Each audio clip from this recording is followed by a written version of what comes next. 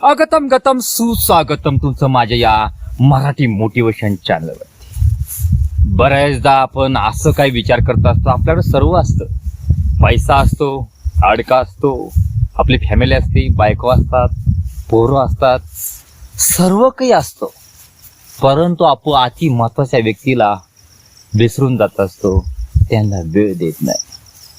तर वेळ देत नाही तर मला एक म्हणायचं आहे, आपल्याकडं सर्व काही असून सुद्धा जर आपण महत्वाच्या व्यक्तीला जर आपण वेळ जर देत नसल तर आपला बिझनेस, आपला पैसा, आपला अडका जे आपल्याकडे असतील त्याचा काय फायदा नाही. त्याच्यातलेच अति महत्वाची व्यक्ती म्हणजे तुम्हाला सांगणार आहे एक आहे त्या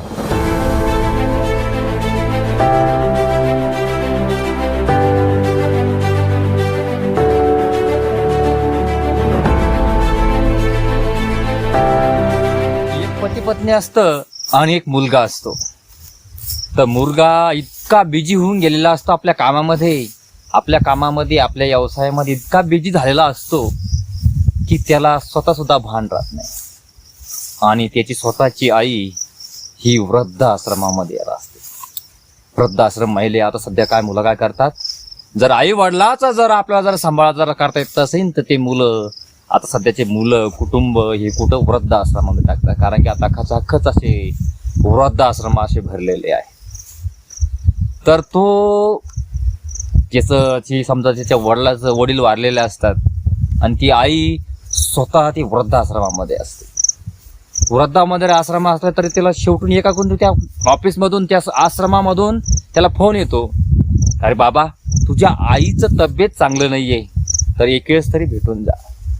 परंतु तो कामामध्ये असताना सुद्धा तो काय म्हणतो, त्या उत्तर का देतो तर तुम्हाला सांगतो मी की तो फोनच उचलत नाही.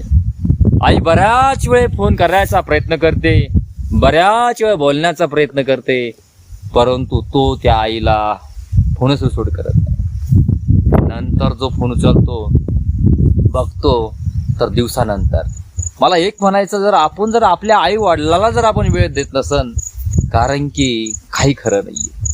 तुमच्याकडं काम सर्व काम करता वेळेस सुद्धा तुम्हाला आई वडिलाला वेळ देता आल्या पाहिजे. कारण ते आई वडील अतिशय कमी दिवस आपल्या सोबत राहत असतात. तर मित्रांनो, तो मुलगा काय करतो, तो मुलगा त्या आश्रमामध्ये म्हणजे लेट झाल्यानंतर कळत न कळत त्या वृद्धाश्रमामध्ये जात असतो. वृद्धाश्रम म्हणजे आपल्या म्हाताऱ्या लोकांचं, आपल्या पिपळचं, म्हाताऱ्या कोताऱ्या माणसाचं राहण्याचं ठिकाण. तो गेल्यानंतर मग बघतो आईकडे, तर आई बघते आईची तब्येत फक्त हाडं हुडं आईच्या अंगाला राहिलेले असतात, कातडं पुरटकडलं असतं, सर्व काही त्या आईचे हाल झालेले असतात, फक्त हाडकुळा एक शरीर त्याचं असतं. आई बोलते, आई तुला काय नेमकी तुझी तब्येत कशी झाली, किती वेळ जा लागलं. वेळ झाल्यानंतर तो मुलगा, त्या आईचा मुलगा तिच्या आईला भेटण्यासाठी आला.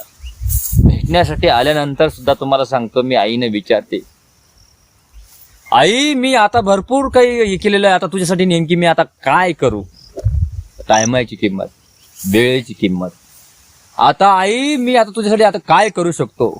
तर आई एक कमी आवाजामध्ये सांगते, बाळा ह्या रूमामध्ये, ह्या वृद्धाश्रमामध्ये भरपूर असं मला गरमत, आणि गरमत तर गरमाल्यामुळं मी अतिशय गरबत, मला घाम येतो. एक काम कर बाळा, वरती एक फॅन लावून दे मला, कारण की अतिशय गरमत.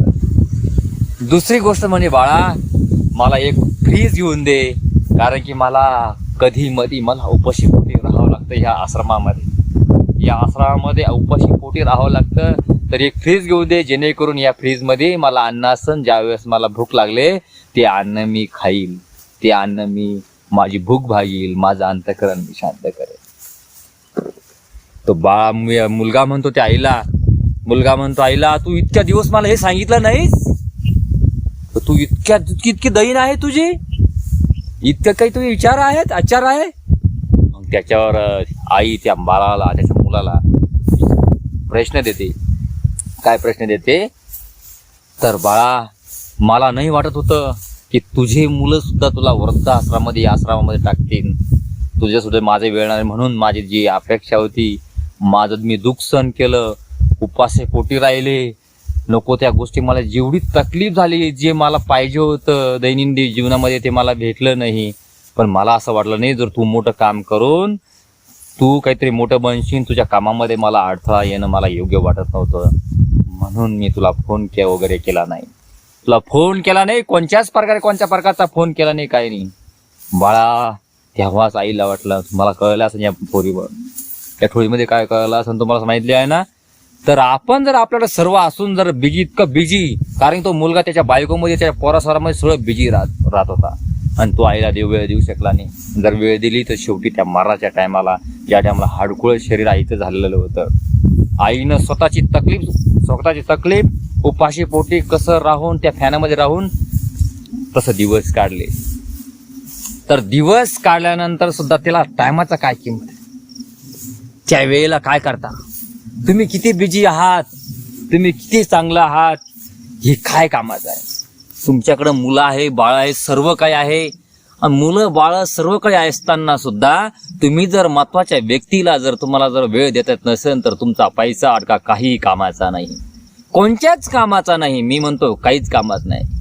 आज तुम्हाला सांगतो मी, आज वेळ द्या, कारण की आई वडीलनं ज्यांनी समजा तुम्हाला जन्म दिलेला आहे, त्या महत्वाच्या व्यक्तीला मला सांगा, जर तुम्ही जर जास्त वेळ त्या व्यक्तीला देता, तीच व्यक्ती तुमच्या सोबत राहत असते. अरे वेळ द्या, कारण की मित्रांनो, आई वडील हे आपले कमी दिवसाचे सोबती आहात. ज्या वेळेस त्यांनी लहानच्या ज्यावेळेस आपण बाळपण होतो, त्यांनी आपली छीस साफ केली असेल, त्यांना आपलं कपडे धुतले असतील, आपल्याला जे ना ज्या गोष्टी असतील त्या एका शब्दाने दिल्या असतील. आज आपल्यासाठी ते बाळ आहेत. आज त्यांचं कर्म त्याने आपल्यासाठी जे केलेलं आहे ते आता म्हातारपणा झाल्यानंतर आपला करायचं आहे. मित्रांनो, तुम्हाला सर्वांना विनंती आहे, म्हाताऱ्या आई वडिलांना वृद्धाश्रमामध्ये टाकू नका, काही टाकू नका. कारण की तुम्हाला जन्म देऊन आपण जन्मदाते आई वडील जर वृद्धाश्रमामध्ये तुम्ही टाकत असेल, तर मी म्हणतो काही खरं नाही. तो माणूस सर्वात गरीब आहे, त्याच्याकडे पैसा असून माझ्या नजरेमध्ये तरी तो माणूस योग्य नाही.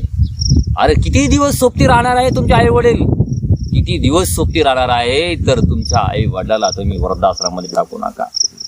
तर आज ह्या खानमाईचा दिवस आहे, उद्याकडे पोळा आहे, पोळ्याच्या सुद्धा तुम्हाला शुभेच्छा. कारण की काय म्हणतात ना, पहिलाचा म्हणजे बैलाचा एक बैल पोळ्याच्या दिवशी म्हणजे तो एक नवरदेव झालेला असतो. तर मित्रांनो, आज इथंच थांबतो. आई वडिलाच्या नावानं हा व्हिडिओ नक्की जास्तीत जास्त लाईक करा, शेअर करा. कृपया कधीच आई वडिलाला वृद्धाश्रमात टाकू नका. तर जय हिंद, जय महाराष्ट्र, जय एकलव्य, जय